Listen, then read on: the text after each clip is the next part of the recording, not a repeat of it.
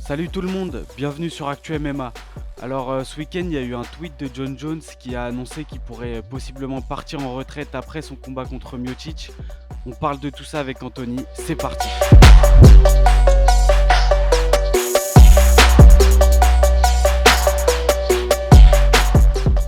Alors ce week-end, John Jones a donné de ses nouvelles, ça faisait un moment qu'on l'entendait plus parler. Même le président de l'UFC, Dana White, il avait annoncé qu'il n'avait plus de nouvelles tout simplement de John Jones. Et là, ce week-end, il est revenu, il a expliqué que, en gros, il voulait toujours combattre Miocic et qu'il pourrait prendre potentiellement sa retraite après ce dernier combat, donc face au GOAT des lourds. Qu'est-ce que tu en penses, Anthony? Est-ce que tu penses qu'il prendra vraiment sa retraite?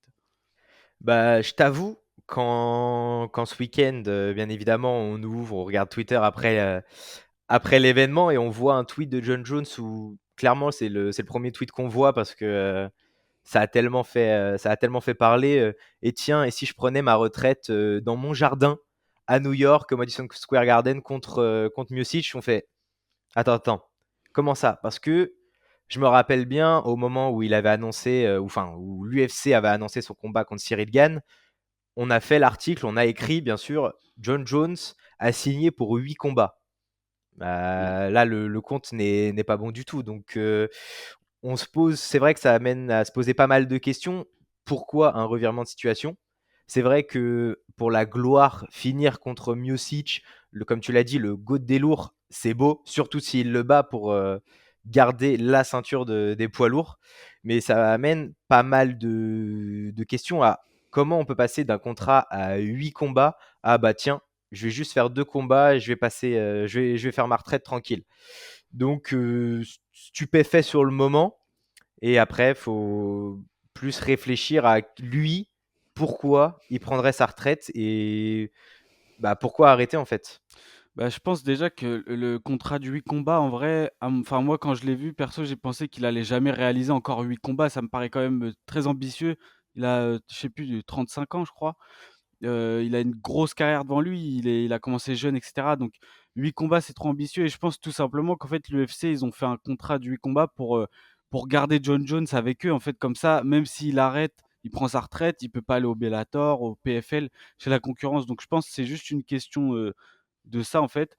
Et John Jones, ouais, je suis pas tellement étonné en vrai qu'il annonce un combat de retraite parce que là, il a eu 3 ans d'inactivité, il est revenu, il a plus le même âge, il a plus le même corps, toute une carrière de combattant, le plus jeune champion de l'histoire de l'organisation, bah, il a des blessures derrière lui, c'est plus le même John Jones et donc je pense tout simplement qu'il a peut-être plus assez l'envie, la détermination peut-être de carrément se reconfronter pardon, à des combattants d'une autre catégorie comme il a fait chez le light heavyweight toute sa carrière et reprendre des jeunes loups, défendre son titre alors qu'il a 35 ans. Je pense tout simplement qu'il se dit que c'est le bon moment pour lui de tirer sa révérence, quoi.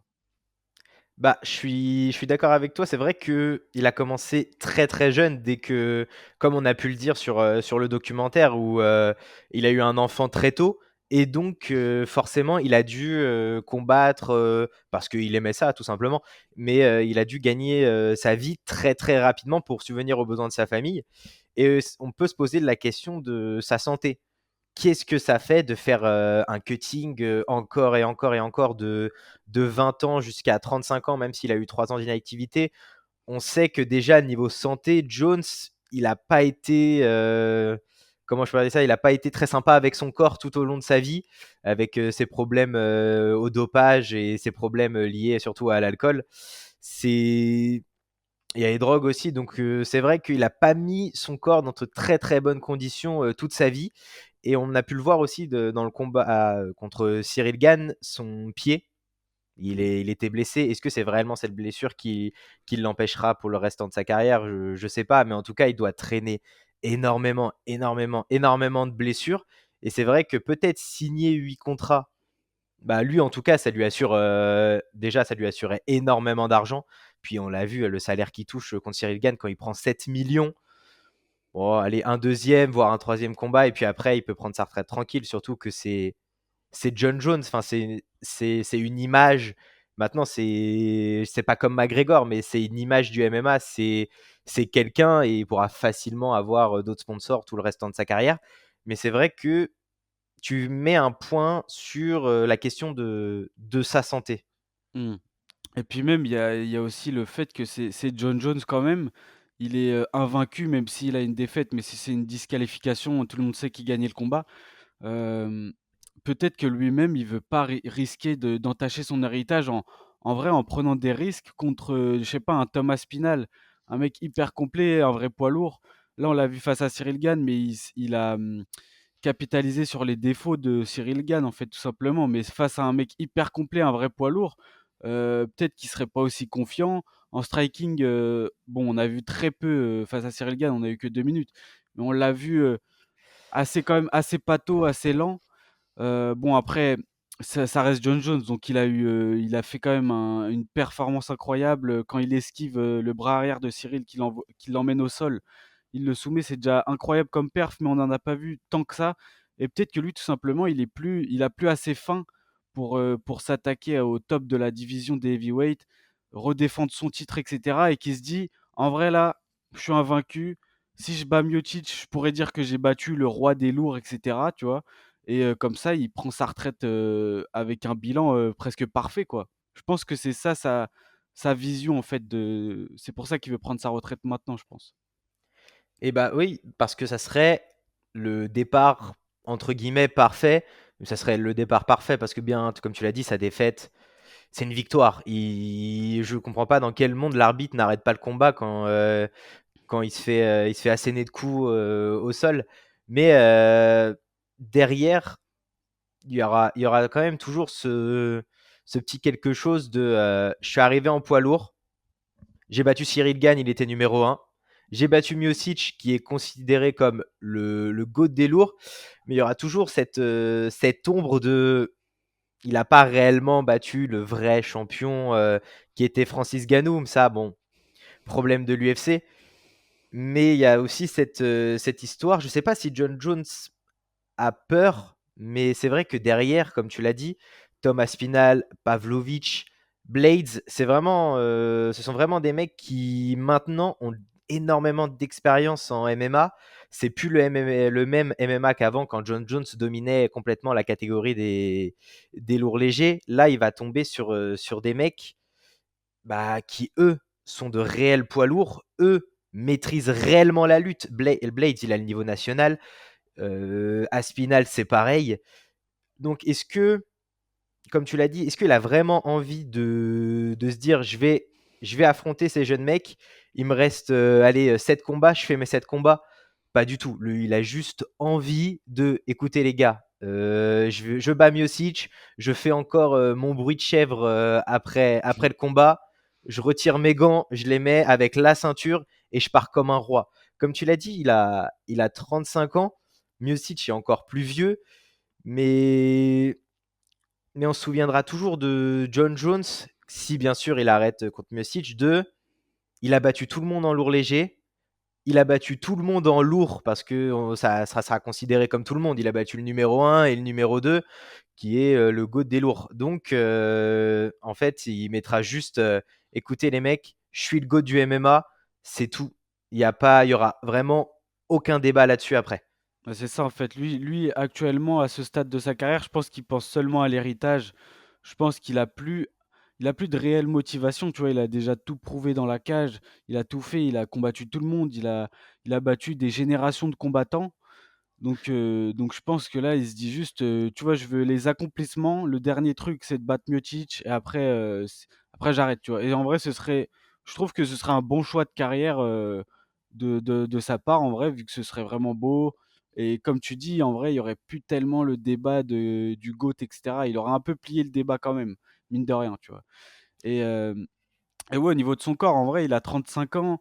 On sait que dans les catégories de poids élevés, c'est pas si vieux que ça. Bah, la preuve, Miocic, il a 40 ans, tu vois? Et bon, là, ça on l'a pas vu depuis sa défaite en 2021 contre Ngannou, mais c'est quand même le haut niveau, tu vois?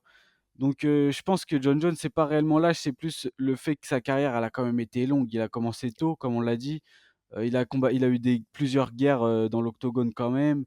Donc je pense que c'est juste son corps et la motivation comme je t'ai dit, qui fait que vraiment là, c'est bon, il a envie de stopper, quoi.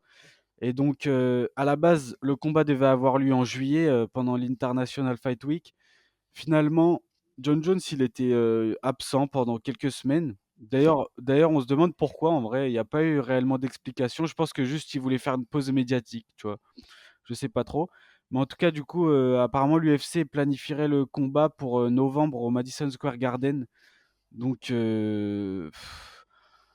c'est l plus long que ce qu'on pensait, mais ça va, ça reste correct, quoi. Donc potentiellement, on peut avoir une retraite de John Jones avant la fin de l'année.